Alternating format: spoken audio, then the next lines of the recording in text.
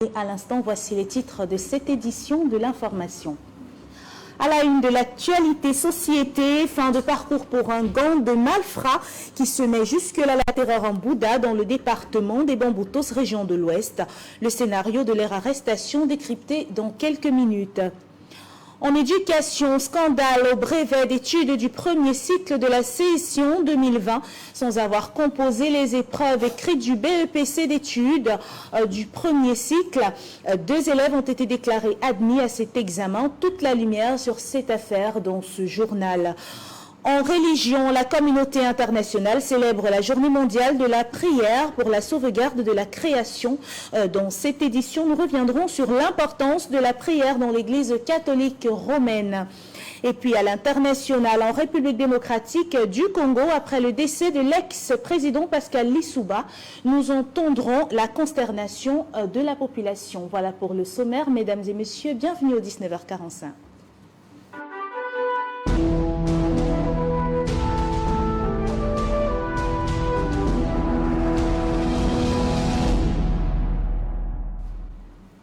Une fois de plus, bonsoir mesdames et messieurs, ouvrons cette édition de l'information en société. De bons points pour les éléments de la gendarmerie de la brigade d'Ombouda dans le département des Bamboutos, région de l'Ouest Cameroun. Et ce sera la fin, cette fois-ci une fin réelle de parcours pour un gang de malfrats qui semait la terreur dans les artères de la ville. Ils ont donc été mis aux arrêts au cours d'une opération. Frédéric Moutomé revient sur les circonstances de leur arrestation. C'est la récurrence des braquages et autres actes d'insécurité qui a accru la vigilance des éléments de la brigade de gendarmerie territoriale de Bouddha dans le département des Bamboutos. Cette opération date déjà de plusieurs semaines. Depuis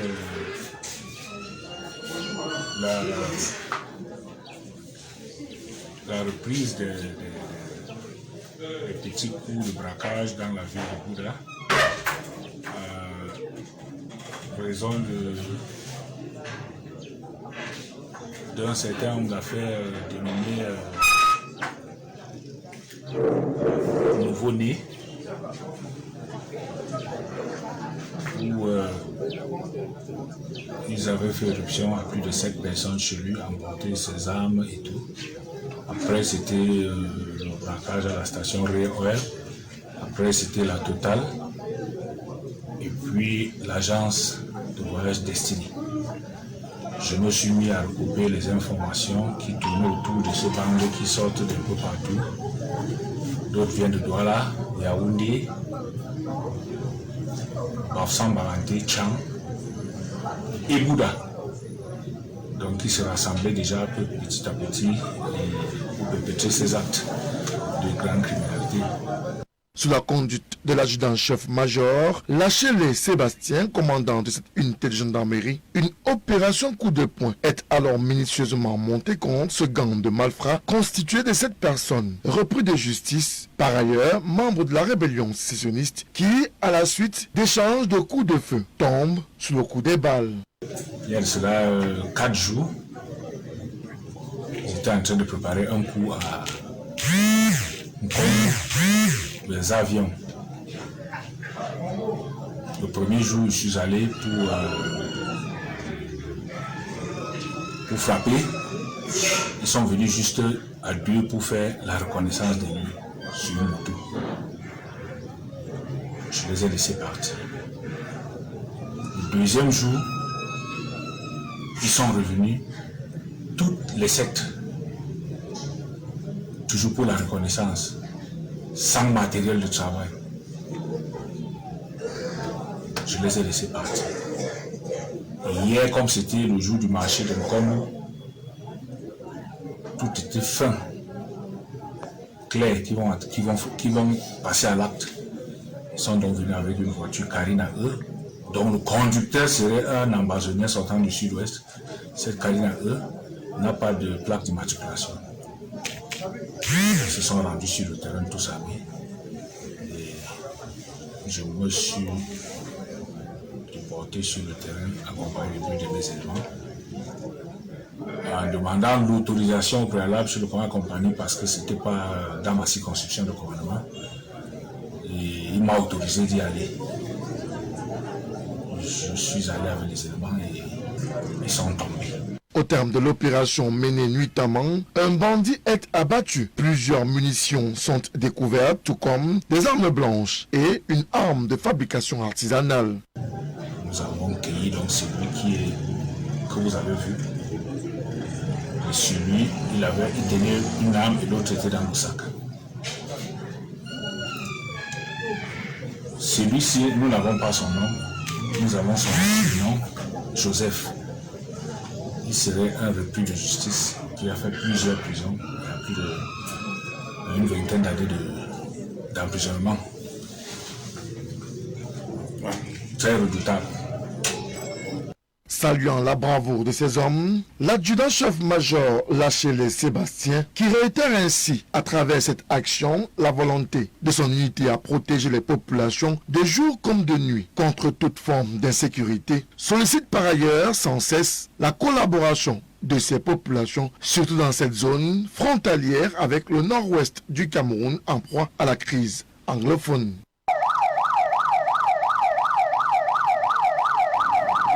Cette arrestation de ce redoutable gang de malfrats témoigne donc à profusion du travail qui est abattu au sein de la brigade de la gendarmerie d'Ombouda. Toutefois, ils ont appelé les populations à plus de sécurité et surtout à plus de coopération.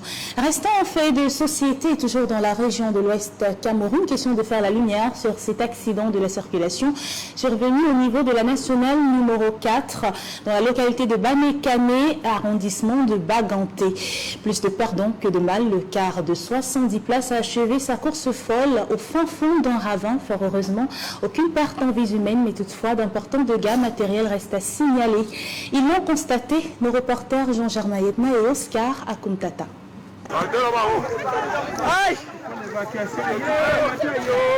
Le bilan de cet accident de la circulation relève du miracle. Aucun mort sur le carreau, hormis d'importants dégâts matériels et des blessés graves et légers. Ma tête là, ça va un peu, c'est le dos. Oui. Donc pourquoi il me soulève comme ça, il faut qu'on m'arrête. Pourquoi il me soulève comme ça. Et pour me coucher, il faut qu'on m'arrête. La promesse et les deux enfants, sinon il y a eu comme choc. Mais il n'y a que mon fils là.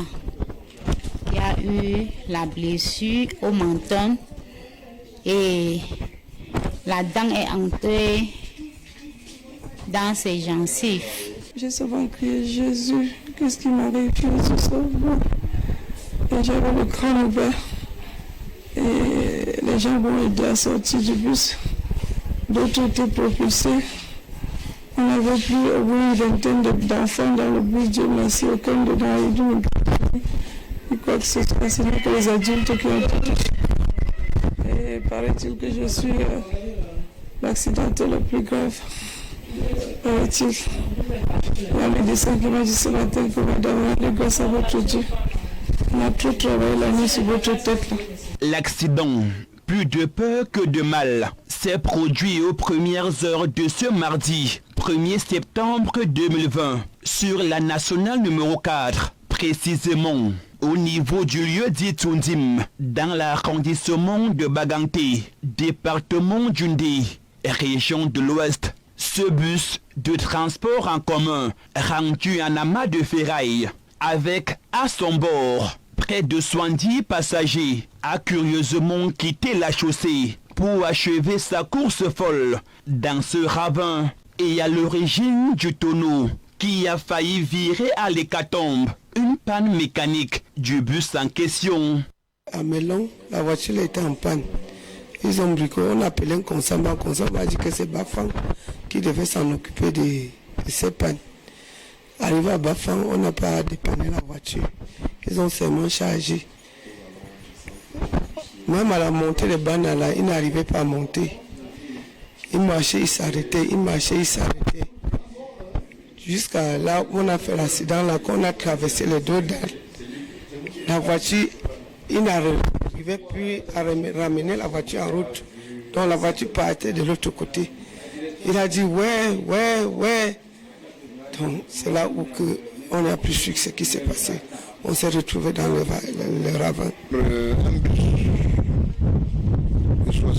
place d'une agence de voyage desservant la ligne Nkonsamba-Yaoundé, parvenu au lieu dit Tchoundim dans l'arrondissement de Banganté, s'est retrouvé et a fini sa course dans les ravins. Après, on me parle de 4 tonneaux au moins, à cause, n'est-ce pas, d'une panne mécanique, comme nous l'a dit le chauffeur, avec le nombre de tonneaux et, n'est-ce pas, la voiture, le bus qui est en épave, qu'on n'enregistre aucun cas de décès. Je crois qu'il s'agit là de la main de Dieu. Parce qu'on se serait attendu à une hécatombe. Dieu merci, le pire a été évité. Transporté en urgence, 6 à la clinique universitaire des montagnes pour certains et à l'hôpital du district de Baganté pour d'autres. Les victimes de ce grave accident de la circulation ont reçu la visite de François Franklin Etapa, préfet du département d'Undé. Parvenu à cet instant, nous avons à peu près 2 ou 3 cas que les spécialistes estiment de graves, mais qui sont quand même qui sont maîtrisés, qui attendent, n'est-ce pas, passer au niveau de la chirurgie pour être opérés, parce qu'ils présentent des cas, n'est-ce pas, de traumatisme, soit crânien, soit des cas de fractures au niveau des clavicules. Actuellement, la situation est sous contrôle parce que nous avons reçu près de 60 blessés et la situation est sous contrôle. Pourquoi? Parce que même les cas les plus graves, nous avons pu juguler à tout cela et ces cas-là, leurs vies sont hors de danger. Donc, vous avez la visite du préfet qui est venu s'enquérir justement de l'état de tous ces malades. Nous pouvons vous dire avec certitude qu'aucune vie n'est menacée actuellement. Rappelons que ce bus de l'agence de transport interurbain Charter Voyage est quitté de Nkonsamba pour la ville de Yaoundé, passant par Baganté.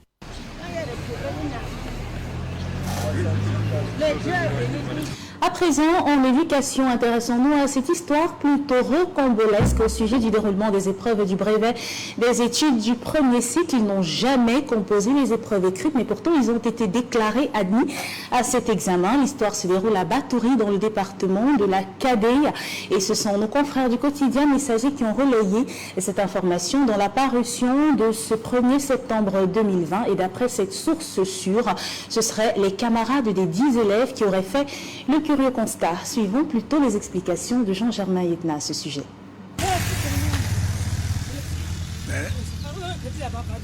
L'histoire semble être une insolite, un fake news.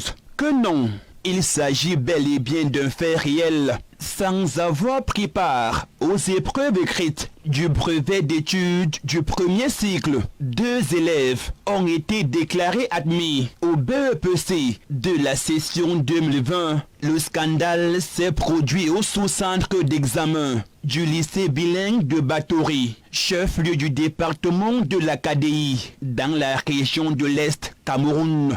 Absent sur la liste définitive des candidats devant prendre part à l'examen BEPC de la session 2020. Contre toute attente, les noms des 2 élèves figuraient parmi ceux des candidats qui ont réussi à cet examen dans la série allemande. Notre confrère du quotidien Le Messager, qui rapporte l'information dans sa parution du lundi 31 août 2020, fait savoir que c'est l'un des camarades de ces élèves qui a fait le curieux constat. Et comme une traînée de poudre, la nouvelle s'est vite répandue dans la ville et suscité la colère et l'indignation de certains parents d'élèves qui n'acceptent pas le verdict de cet examen. Et c'est ainsi qu'ils décident de porter l'affaire devant les autorités compétentes à travers des requêtes pour établir la vérité. Et pour établir les responsabilités, le délégué régional des enseignements secondaires ordonne la reprise des délibérations sur haute instruction de la hiérarchie. Au terme de la reprise des délibérations, 18 candidats recalés au BEPC de la session 2020 dans le sous-centre d'examen du lycée bilingue de Batori ont définitivement été déclarés admis et les 18 candidats préalablement admis déclarés échoués. Un revirement de la situation qui démontre à suffisance qu'il ne s'agissait guère d'une petite affaire, comme l'ont voulu faire croire certains responsables du ministère des enseignements secondaires, rapporte le journal du quotidien Le Messager.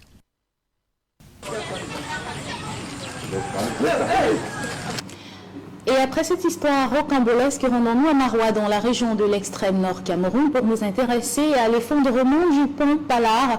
Le gouverneur de la région de l'extrême nord, Ndiawa Bakari, a effectué une descente sur le terrain. Question de toucher du bout du doigt les dégâts qui ont été orchestrés par les inondations et par les précipitations de ces derniers jours. Il était également question pour l'autorité de trouver des solutions ponctuelles pour assurer la mobilité des usagers dans les prochains jours. Frédéric Moutomé et Seydou Fonzi signent ce reportage.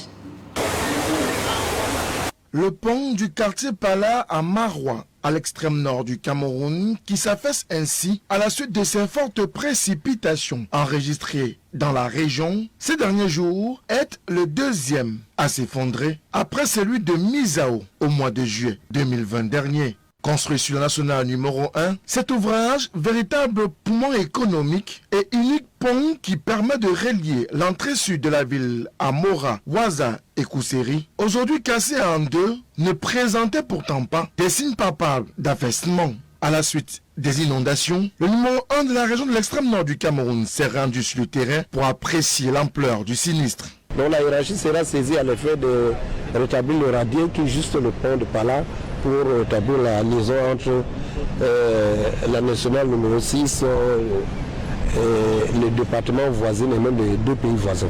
D'un point à un autre de la cité, Ndiawa Bakari a constaté par lui-même l'étendue des dégâts causés par la montée des eaux de pluie. Et à l'occasion, le numéro 1 de la région de l'extrême nord du Cameroun appelle au civisme des populations riveraines. Nous constatons pour le déplorer également que la ville de Maroua ne dispose pas de suffisamment de canalisation d'eau.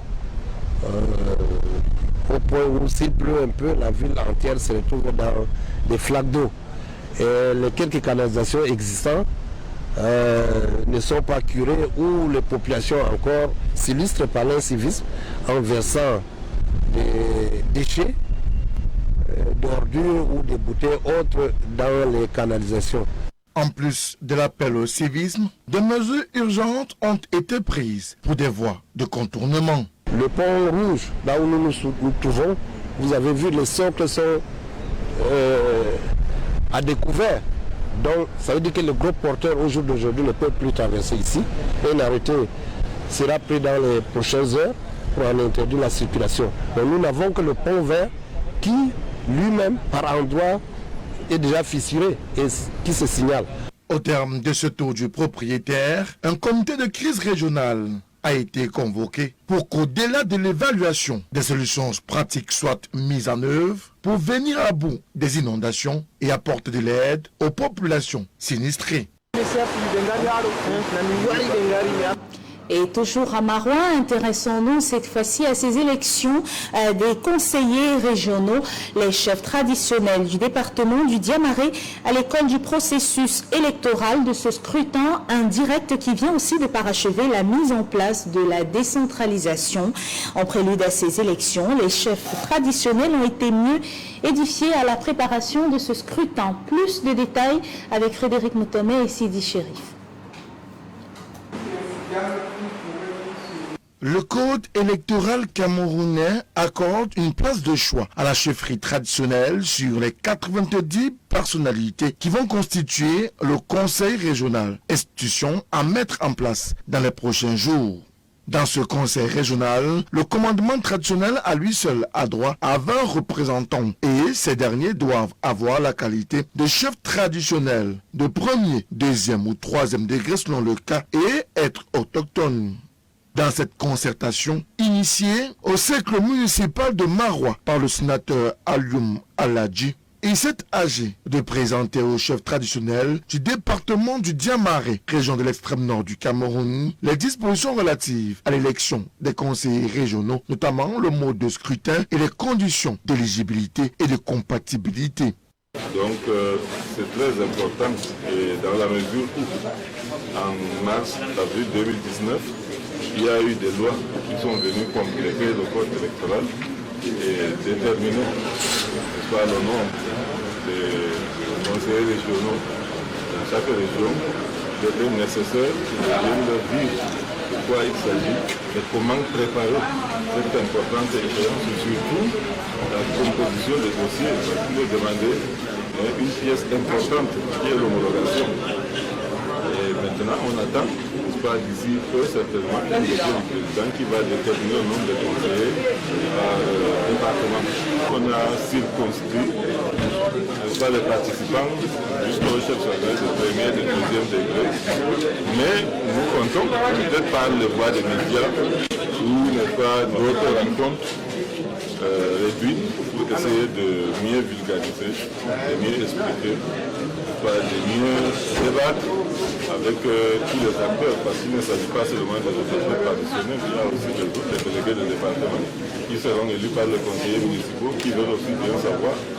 Désormais mieux outillé autour de cette institution, à savoir le conseil régional, qui vient ainsi parachever le processus de décentralisation enclenché depuis plusieurs années. Tous ces chefs traditionnels du département du Diamaré n'attendent plus que la convocation des collèges électoraux qui, selon l'article 230 du code électoral, interviendra 45 jours au moins avant la date du scrutin, et ce par décret du président de la République, Paul Biya, pour le nommer.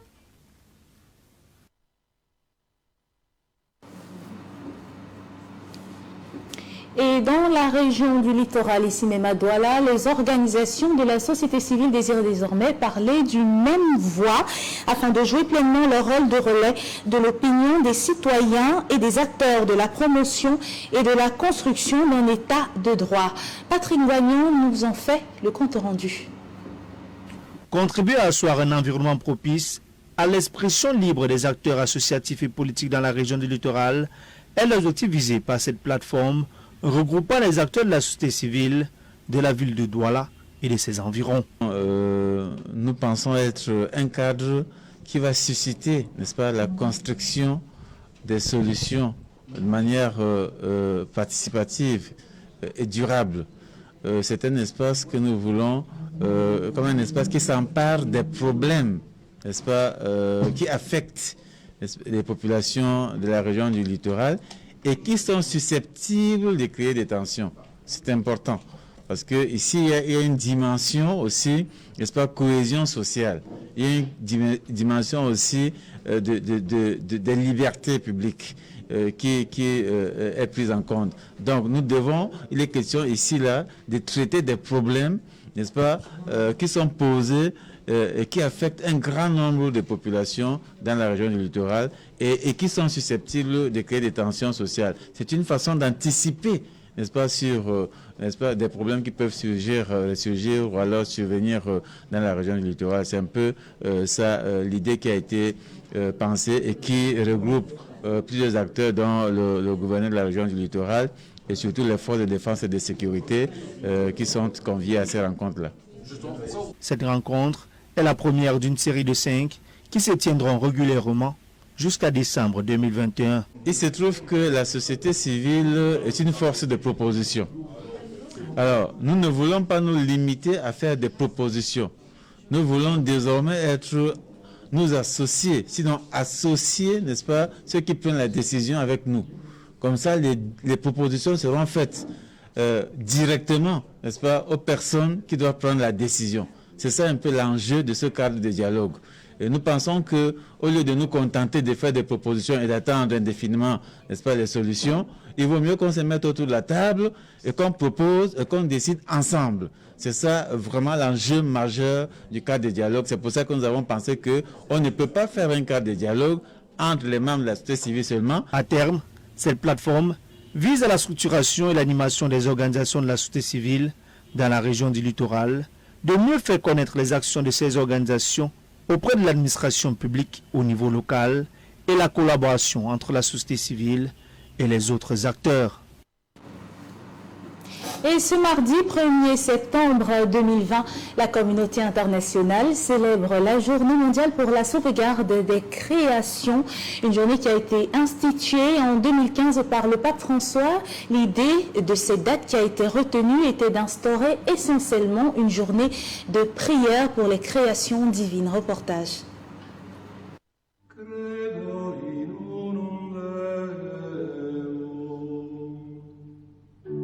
Ce 1er septembre a lieu la journée mondiale de prière pour la sauvegarde de la création. Elle ouvre le temps de la création qui se tient jusqu'au 4 octobre en étant célébrée cette année comme un jubilé pour la Terre. Dans un message publié ce mardi 1er septembre, le Saint-Père a décrit le jubilé autour de 5 grands axes au fondement biblique qui revêtent un sens particulier en cette période où la pandémie Corona nous a conduit à un carrefour. Une célébration aux racines millénaires qui répond parfaitement aux enjeux et aspirations de la société actuelle. Et le jubilé est la forme que prend l'édition 2020 du temps de la création qui s'ouvre ce 1er septembre avec la journée mondiale de prière pour la sauvegarde de la création pour se conclure le 4 octobre prochain en la fête de Saint François d'Assise. Cette célébration est également une occasion de revenir sur l'importance de la prière dans le quotidien du chrétien et de les appeler à un dévouement plus tangible envers le Créateur.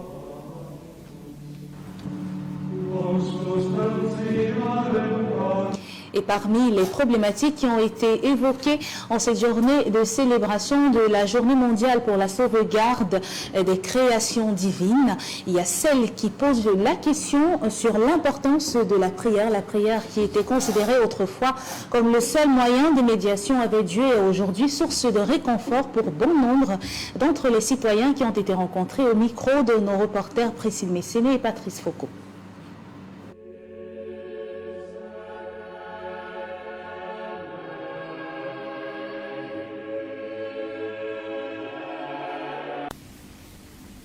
Pourquoi faut-il vraiment prier Dieu? Pourquoi ne laisse-t-on pas vivre sa vie de son côté et la nôtre du nôtre?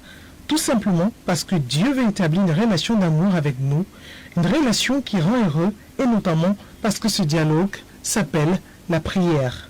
Pour plusieurs chrétiens du monde entier, ils s'interrogent sur le rôle que joue la prière dans la vie. Je prie parce que je vais être en communion avec l'autrice.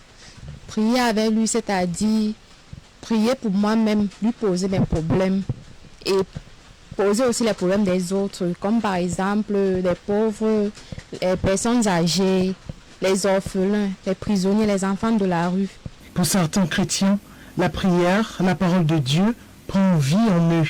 Elle produit alors de multiples fruits qui viennent susciter et nourrir toutes sortes d'expériences humaines. La prière aussi est le moteur de la vie, permettant à ceux-ci de faire les bons et mauvais choix dans la vie. La prière met en œuvre 3 dimensions essentielles de la foi. L'orientation qui nous tourne vers l'écoute, qui se fait par l'obéissance.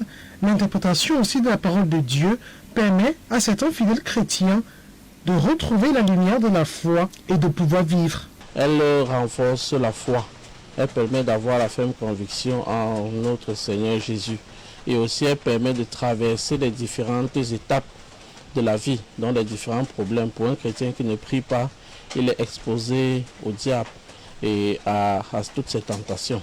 Pour d'autres qui ont un développement plus soutenu, la prière est une sorte de méditation qui permet à ces fidèles chrétiens de faire une introspection pour avoir finalement la clarté de la chose. Il est permis de questionner, de scruter, même de douter. Le débat peut très bien se proposer dans la prière. La souffrance peut se ressentir du silence de Dieu quand on aimerait tant l'entendre et tout à coup, peut-être par surprise, certains réussissent à l'entendre dans la prière. Ainsi, selon les Écritures sacrées, La prière est le premier fruit qui permet aux humains de se connecter à Dieu. Dans la plupart des cas, c'est le moyen d'avoir la foi, de croire en la grâce divine. Le fruit de la prière ne peut pas être une simple répétition mécanique entendue comme un écho neuf de la parole, il doit aussi faire preuve de créativité. La prière résulte de notre écoute, de l'obéissance de la parole de Dieu.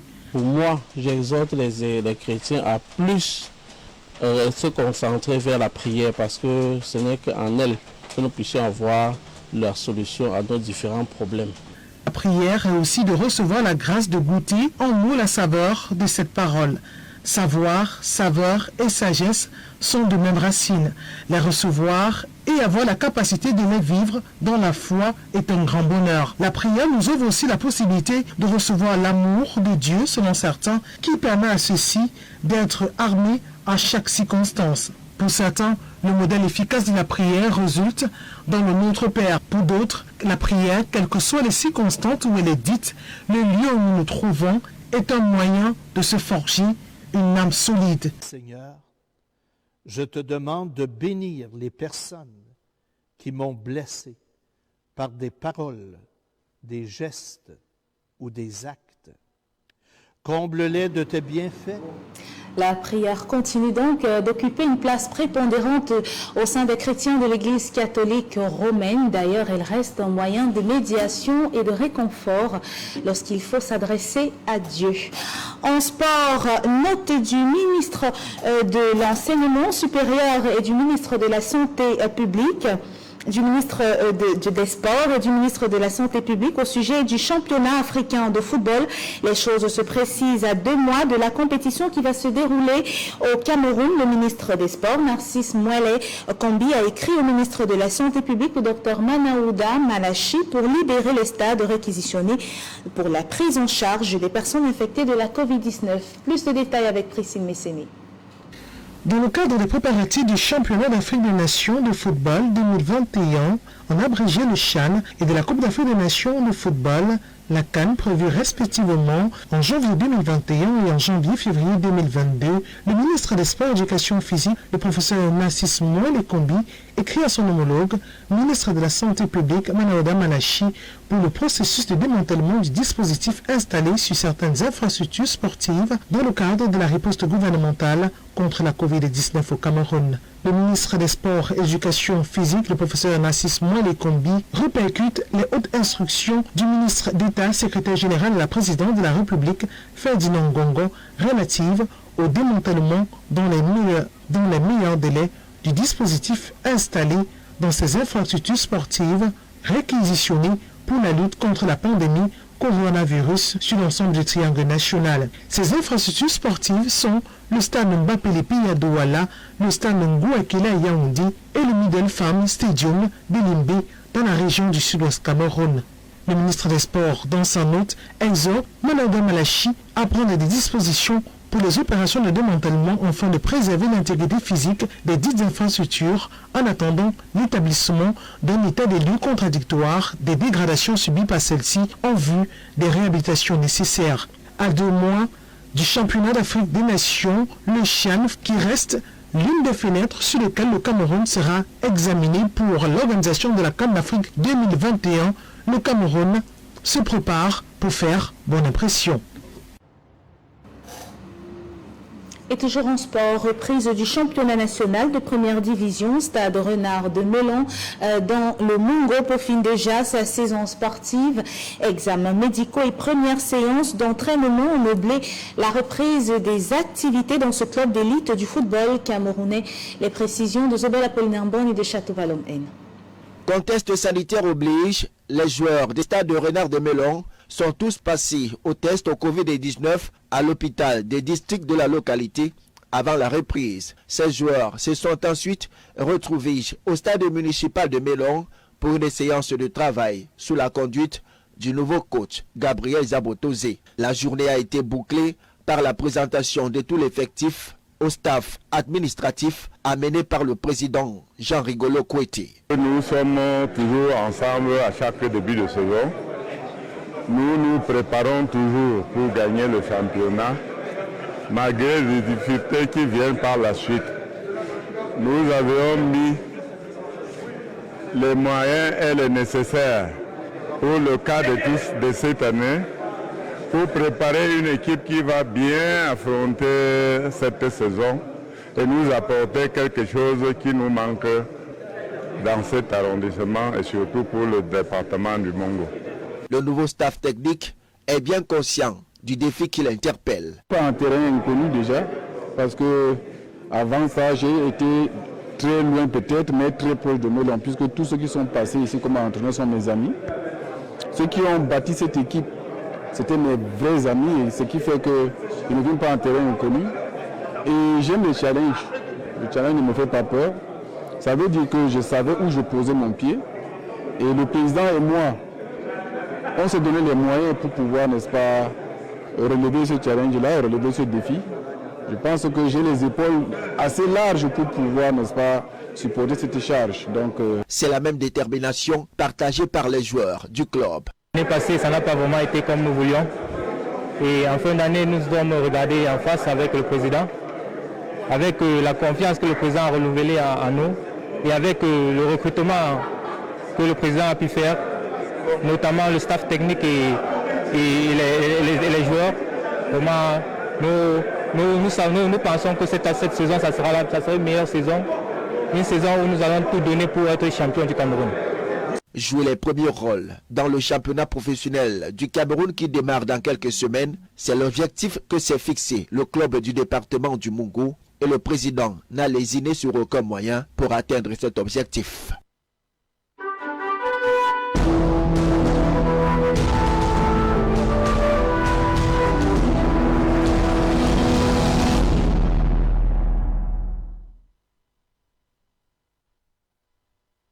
En République démocratique du Congo, où après le décès de l'ex-président Pascal Lissouba, plusieurs Congolais se sont prononcés au sujet du passé de ce grand homme politique. Suivons-les au micro de nos confrères d'Africa 24.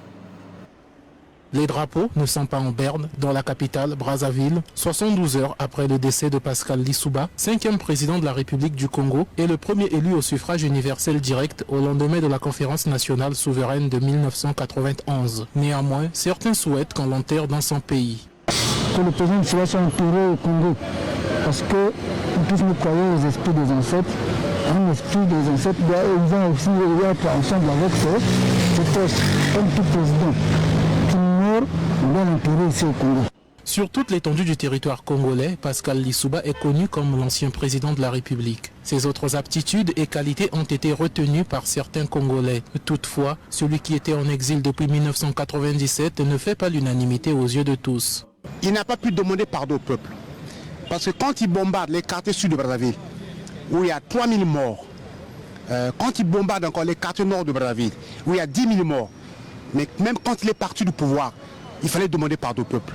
Pascal Lissouba fut un bon président, quelqu'un de vraiment très intelligent, un savant en même temps. Quand j'étais en 3e année à l'université, à cette époque-là, j'étais étudiante. Donc au moment de comprendre, là, il nous avait invité les étudiants là au palais du Parlement. Nous sommes allés là-bas. Et il nous avait démontré la fonction de Cobb Douglas. Nombreux même ne comprenaient pas cette fonction, mais quand il avait démontré ça, vraiment, nous étions étonnés. Et quand il avait posé sa candidature, tous ces meetings que j'ai suivis, des projets, tout ce qu'il avait ramené, tout ce qui était bon par rapport à notre écoute, la population Congo-Brazzaville, vraiment, c'était vraiment bon. Aucune disposition n'a été prise concernant les obsèques du fondateur du parti Union panafricaine pour la démocratie sociale. Par ailleurs, les veillées mortuaires se tiennent au siège du dit parti à Brazzaville, ainsi que dans toutes ses coordinations départementales. L'ensemble de la rédaction, il peut être resuivi sur la page LTN TV officielle via le réseau social Facebook. N'oubliez pas le rendez-vous à 21h dans le cadre de votre programme. Tout au clair, ce sera une présentation de Frédéric Moutamé, une émission qui sera, comme à l'accoutumée, retransmise simultanément sur la page officielle. Bonne soirée à tous sur votre chaîne. Au revoir.